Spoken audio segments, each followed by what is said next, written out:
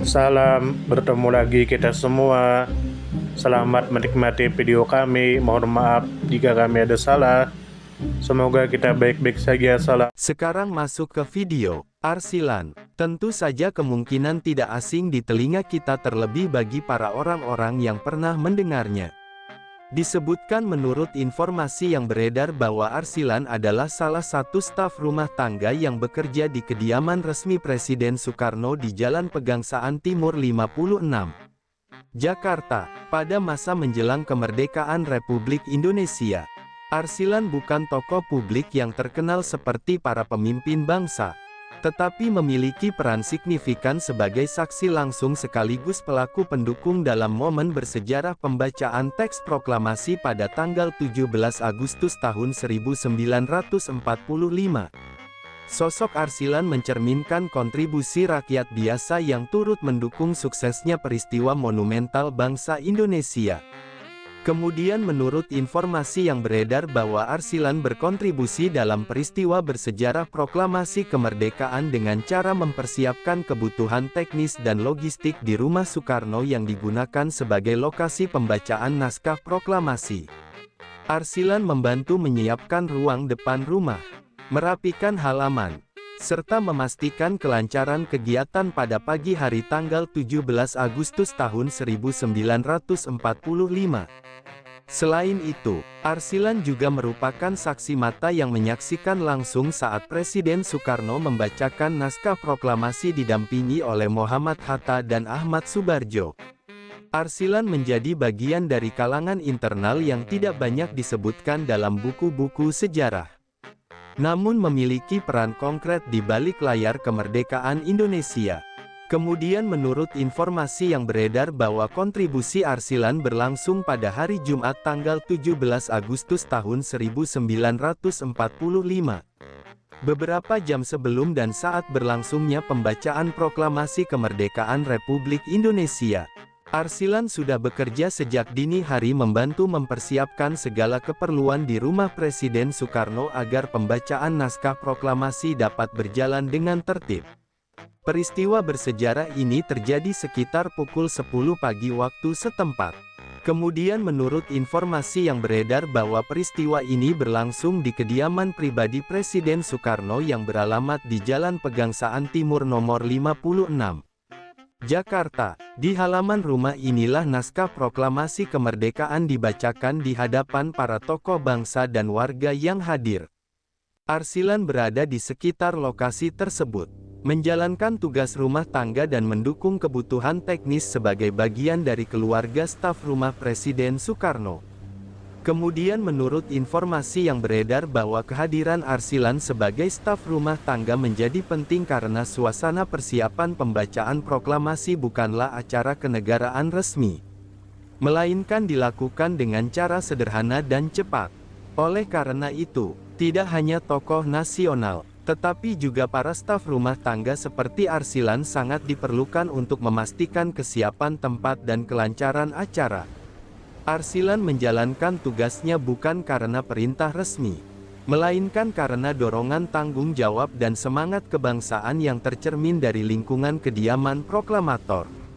Kemudian menurut informasi yang beredar bahwa Arsilan membantu secara teknis di belakang layar, mulai dari membersihkan halaman, menyiapkan tiang bendera darurat yang terbuat dari batang bambu, hingga menyambut para tamu yang datang.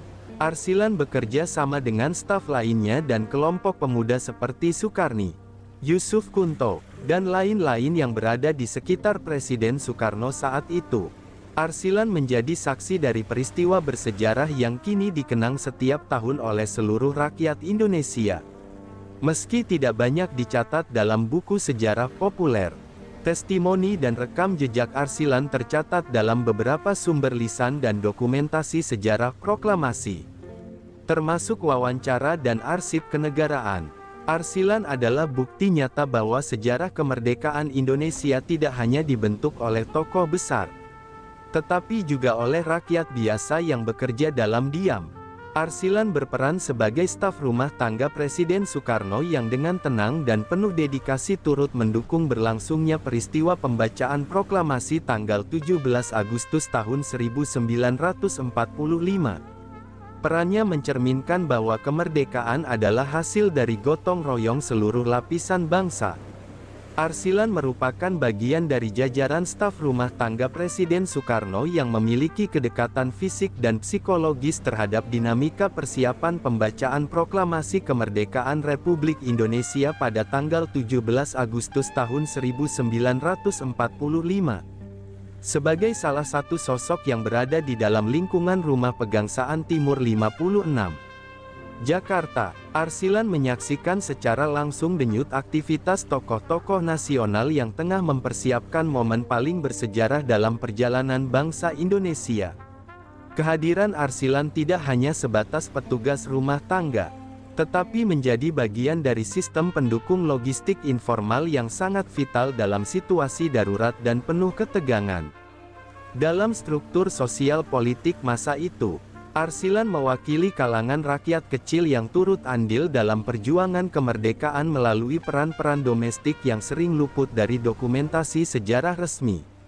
Arsilan menjadi representasi dari kelompok masyarakat yang meskipun tidak duduk dalam forum perundingan politik, namun tetap menjadi saksi mata dan pelaku dalam setiap denyut perubahan. Kontribusi Arsilan memperlihatkan bahwa semangat nasionalisme tidak selalu muncul dari panggung besar politik atau militer, tetapi juga dapat tumbuh dari ruang-ruang kecil keseharian yang dijalankan dengan penuh tanggung jawab. Dari sudut pandang kesejarahan, Arsilan memberi nilai penting terhadap bagaimana narasi kemerdekaan tidak hanya dikonstruksi oleh elit, tetapi juga melibatkan partisipasi nonformal yang bersifat kolektif. Arsilan membantu menyiapkan kebutuhan teknis di pagi hari saat pembacaan naskah proklamasi akan dilakukan. Peran Arsilan turut memastikan bahwa kondisi rumah, halaman, dan tempat berkumpul dalam keadaan layak untuk menyambut tamu dan masyarakat. Arsilan bahkan turut mendampingi dan menyaksikan detik-detik berkibarnya sang saka merah putih yang dijahit tangan oleh Fatmawati Soekarno. Sehingga keterlibatannya tidak hanya bersifat administratif tetapi juga emosional. Jika dilihat dari perspektif antropologis, Arsilan menjadi bagian dari simbol penting dalam ritus kemerdekaan yang sangat kental dengan nilai-nilai gotong royong, kesederhanaan, dan keberanian. Dalam masyarakat Indonesia yang menjunjung tinggi peran kolektif dan hubungan sosial, peran Arsilan mencerminkan bagaimana kontribusi masyarakat biasa diakui sebagai bagian dari struktur sejarah bangsa. Kontribusinya berada pada garis penghubung antara ruang domestik keluarga nasionalis dan panggung publik tempat sejarah terbentuk. Dari segi historiografi, sosok Arsilan mulai muncul dalam berbagai kesaksian lisan, dokumentasi wawancara, serta catatan para pelaku sejarah lainnya. Meskipun tidak banyak disebut dalam buku sejarah resmi atau kurikulum pendidikan, keberadaan Arsilan menjadi contoh nyata bahwa sejarah bangsa tidak semata-mata ditulis oleh para pemenang atau pemimpin, melainkan juga oleh mereka yang bekerja dalam senyap. Dalam kerangka ini, penting bagi dunia akademik dan pendidikan sejarah untuk terus menggali narasi-narasi pinggiran seperti kisah Arsilan sebagai upaya mendemokratisasi sejarah dan mengakui kehadiran semua lapisan masyarakat. Dalam konteks budaya politik Indonesia modern, kisah Arsilan mengajarkan nilai penghormatan terhadap kerja-kerja kecil yang memiliki dampak besar. Arsilan menjadi representasi dari prinsip bahwa setiap tindakan, sekecil apapun, jika dilakukan dengan tulus dan dalam kerangka perjuangan kolektif, akan memiliki tempat dalam ingatan sejarah bangsa. Narasi tentang Arsilan juga menjadi penyeimbang bagi wacana sejarah yang seringkali terlalu elitis dan berjarak dari realitas masyarakat biasa. Oleh karena itu, sosok Arsilan tidak hanya penting sebagai pelengkap sejarah proklamasi, tetapi juga sebagai refleksi dari nilai-nilai kebangsaan yang menyatu antara kerja, kesaksian, dan pengabdian. Arsilan adalah figur yang memperlihatkan bahwa kemerdekaan adalah hasil dari kerja bersama antara pemimpin dan rakyat. antara mereka yang berbicara di podium dan mereka yang bekerja di balik layar. Sumber referensi Google Chrome dan ChatGPT Pro. Sekarang masuk ke video. Arsilan. Tentu saja kemungkinan tidak asing di telinga kita, terlebih bagi para orang-orang yang pernah mendengarnya. Disebutkan menurut informasi yang beredar bahwa Arsilan adalah salah satu staf rumah tangga yang bekerja di kediaman resmi Presiden Soekarno di Jalan Pegangsaan Timur 56, Jakarta, pada masa menjelang kemerdekaan Republik Indonesia. Arsilan bukan tokoh publik yang terkenal seperti para pemimpin bangsa, tetapi memiliki peran signifikan sebagai saksi langsung sekaligus pelaku pendukung dalam momen bersejarah pembacaan teks proklamasi pada tanggal 17 Agustus tahun 1945. Sosok Arsilan mencerminkan kontribusi rakyat biasa yang turut mendukung suksesnya peristiwa monumental bangsa Indonesia. Kemudian menurut informasi yang beredar bahwa Arsilan berkontribusi dalam peristiwa bersejarah proklamasi kemerdekaan dengan cara Di balik kemajuan suatu bangsa, tentu kita tahu akan ada selalu sosok-sosok yang memberikan pengaruh besar, meski sering tak terlihat. Mereka bukan hanya terkenal karena jabatan, tetapi karena dedikasi dan ketulusan dalam bertindak. Tokoh atau figur seperti itu tentu kita tahu lahir dari berbagai latar belakang. Ada yang berasal dari desa kecil, dan ada pula yang tumbuh di tengah kota yang ramai. Tentu kita tahu bahwa tokoh bukan hanya soal ketenaran.